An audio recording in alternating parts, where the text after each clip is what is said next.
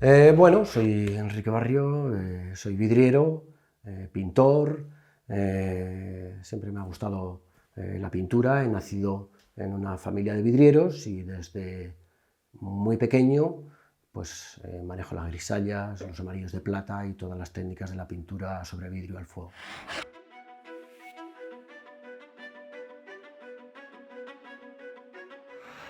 Yo he tenido la gran suerte de restaurar vidrieras muy interesantes y muy importantes, algunas de las más antiguas de España, que ya tienen más de 800 años, y así como otras vidrieras del Renacimiento o del siglo XIX, y son una gran escuela, ¿eh? Yo siempre he aprovechado la oportunidad de tener en la mesa de trabajo durante unos meses una gran obra de un gran maestro para tratar de indagar, investigar cuáles fueron las técnicas con las que se hicieron para tratar de aplicarlas yo en la actualidad, si es que tiene algún sentido para mi trabajo. Sobre todo, a mí lo que más me mueve es la renovación de los recursos, de las técnicas y de la forma de pintar las vidrieras.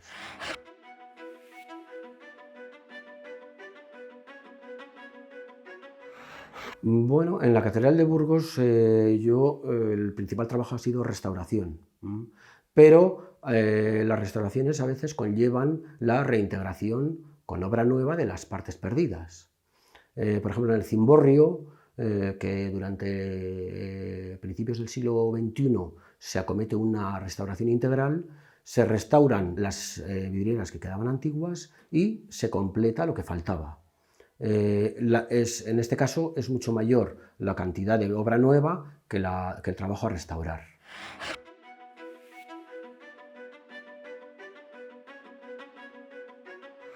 La evolución de la vidriera es paralela a otras artes y a la propia arquitectura, ¿no? Recordemos que es un elemento arquitectónico, siempre va ligado a una ventana. Los cambios siempre se producen por motivos estéticos o estilísticos.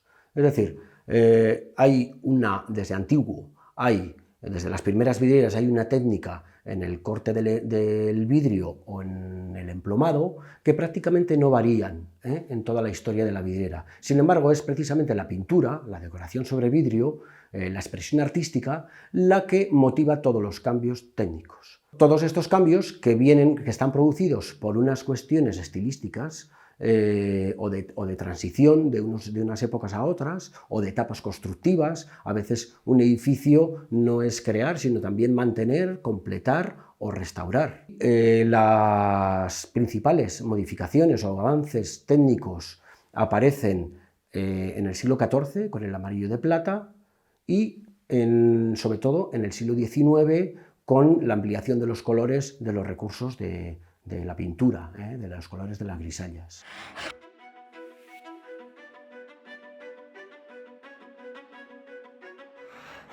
Las vidrieras comienzan con un diseño que se suele hacer a escala o muestra.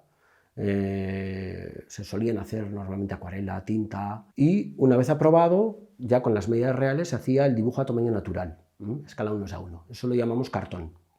Sobre ese cartón se marcan todas las estructuras metálicas que van a soportar el peso de los paneles, por dónde debe pasar el plomo, los diferentes colores que componen el vitral, incluso partes de la decoración. Se cortan las piezas que ajustan perfectamente unas con otras de esos diferentes colores que ha marcado el pintor.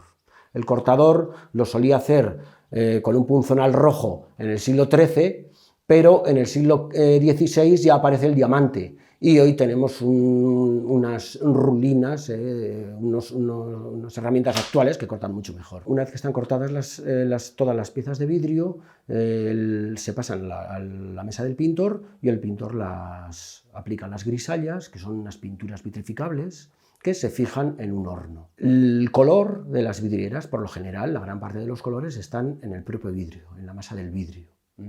Y los vidrieros los llamamos colores base. Y hay otros colores que aplicamos por medio de capas y veladuras y trazos que lo llamamos colores de mufla, porque están hechos con pinturas vitrificables que se cuecen en un horno para fijarles sobre el vidrio.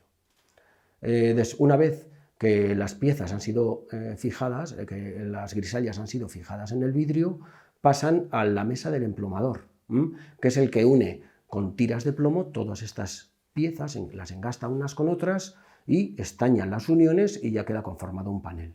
Solo quedaría la instalación de la vidriera. Tradicionalmente todas las vidrieras siempre se instalaban con protección. Antiguamente eran de mallas, de hilo de hierro. En la actualidad conocemos que no es suficiente defensa contra todos los ataques, todas las agresiones externas. En la restauración lo que se hace es un acristalamiento exterior que protege las vidrieras de la climatología y están ventiladas desde el interior para que tengan la temperatura del interior del edificio. Esto previene también que se forme condensación y previene otros males o agresiones sobre la superficie interna del vidrio.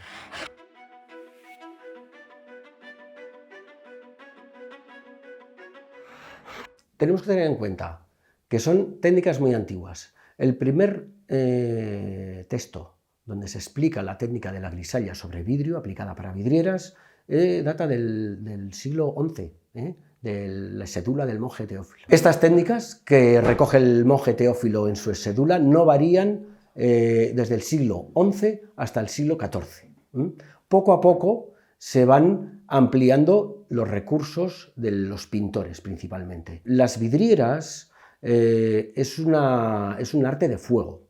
Hay que fijar las pinturas sobre el vidrio sometiéndolas a temperaturas moderadas que oscilan entre los 600-700 grados y se fijan en el vidrio. Se funden junto con la superficie del vidrio y allí quedan fijadas. Hay otra técnica, esta es un poco posterior, se empieza a utilizar en vidriera en el siglo XIV, que es el amarillo de plata. Esto son sales de plata que están mezcladas con una arcilla, se aplican sobre el vidrio y se produce durante la fusión un fenómeno de cementación.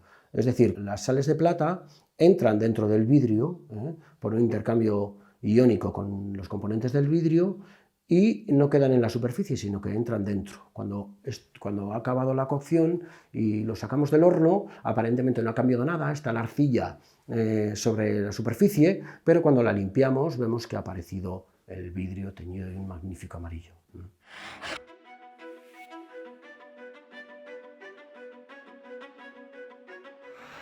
Hay una técnica en el vidrio que es decolorarle. No solamente podemos pintar sobre él con las grisallas, que son ese marrón o negra, o incluso con esmaltes, que son de colores, o este amarillo de plata, que nos da ese amarillo, o incluso carnaciones, con sanguinas. También existe la decoloración del vidrio. Se hace siempre sobre un vidrio que llamamos plaqué, es decir, tiene una base blanca y tiene una capa muy fina de micras de un vidrio de color, normalmente suele ser rojo o azul. Ya en el siglo XVI se atacaba, se desbastaba esa capita con abrasivos y luego se pulía. Se sacaba el blanco base, se pulía y se podía seguir pintando y se pintaba. Hoy, en la actualidad, lo hacemos con ácidos, que atacan tus reservas, enmascaras, proteges una parte del vidrio y luego haces el ataque para ir degradando esa parte de color que quieres ir eliminando. Esto aumenta los recursos de la vidriera porque luego con las sanguinas o con el amarillo de plata o con la propia grisalla, que también hay de colores, pues resulta que tienes muchos recursos.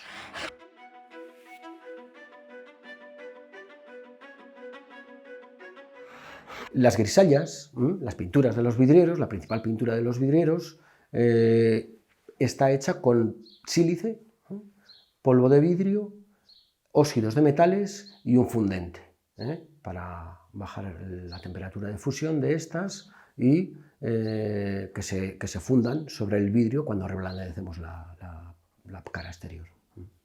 Toda la pintura que se hace sobre las vidrieras por lo general está por la cara interior, porque tiene una mejor conservación.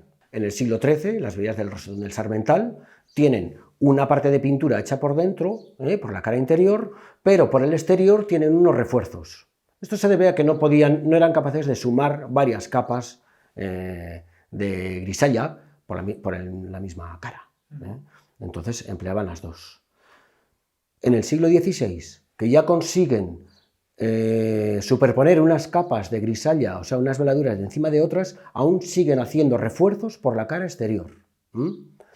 En el siglo XIX, que se recuperan todas las técnicas otra vez, se sigue, se amplían, porque en realidad se recuperan y se amplían. Hay más colores de grisallas, se pueden sumar más veladuras unas encima de otras y sin embargo siguen empleando veladuras por la cara exterior de refuerzo.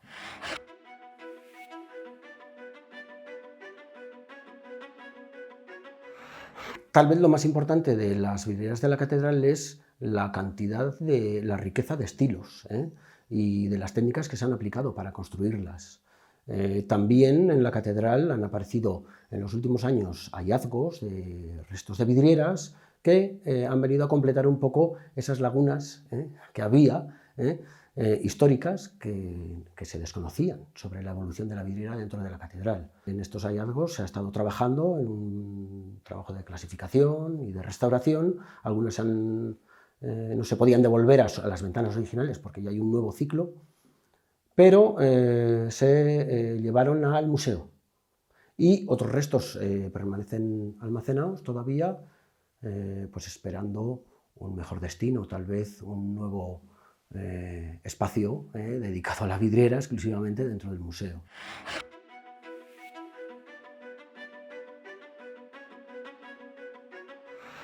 Hoy entendemos nuestro patrimonio como un recurso importante como motor económico de la ciudad.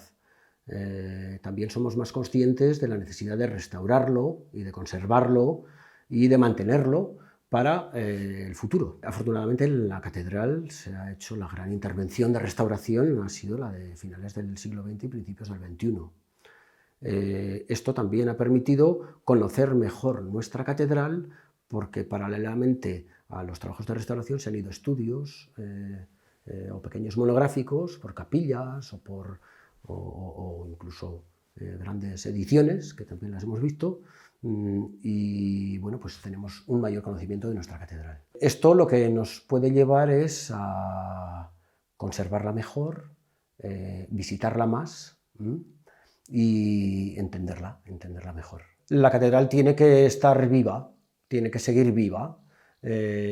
Ha sufrido muchas transformaciones, bien por catástrofes, bien por ampliaciones, bien por la propia restauración. Eso es algo que no puede cambiarse. Eso es así y va a seguir siendo así. La catedral, tenemos que tener en cuenta que siempre han llegado obras de primer orden. Es decir, no venían los maestros de tercera fila. A la catedral de Burgos llegaban los maestros de primera línea. Eso realmente es lo importante. Que todas las aportaciones de nuestro tiempo sean de nuestro tiempo y que sean de calidad.